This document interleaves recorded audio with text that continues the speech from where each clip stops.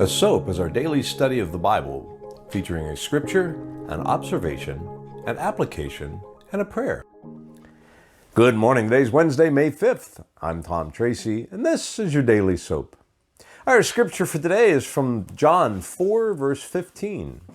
"Please, sir," the woman said, "give me this water, then I'll never be thirsty again, and I won't have to come here to get water." The observation is, what are you talking about?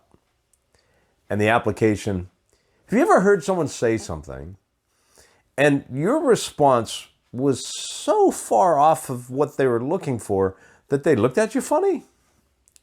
Maybe you misunderstood what they've been saying and responded in a way that made no sense to them. Our languages, as refined as they are, can be very imprecise. Sometimes it's the words that we use that get things confused, and sometimes, if you're like me, it's what you hear isn't really what was said.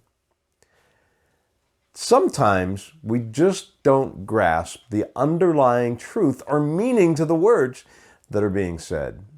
See, Jesus was talking about one thing here, and the Samaritan woman was simply thinking about something different. Her mind was stuck on earthly things while Jesus was talking of heavenly things. She was thinking about a big heavy pitcher full of water that she needs to carry home while Jesus is thinking of the water of life. When we're in a conversation, our minds are thinking about the things that are being discussed normally in the context of what's going on around us or the context of the discussion that's occurred to that point. See, Jesus started this discussion out by asking her for a drink of physical water, but then begins to tell her about the living water. What a way to change the conversation and to take it from something as inconsequential as quenching your thirst to something spiritual, life-changing, and everlasting. How often do we miss the opportunity to turn a conversation that starts from the natural into something supernatural? How often do we miss these God moments just simply because we don't allow ourselves to change the direction of the conversation?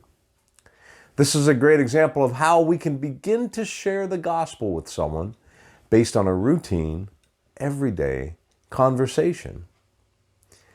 Be open to the Spirit, and when the conversation is talking about water, make sure it's living water that you share. Our prayer for the day: Father, help me to keep my conversations focused on your living water and not the natural things of this world. I trust that the Lord has spoken to you through this message today. If so, hit like and share and send it to a friend. Subscribe to the channel, and we'll see you here again tomorrow. Have a great day. If you're new to the channel, go ahead and check us out. Surf around, and if you like what you see, do me a favor and mash that subscribe button and hit the bell.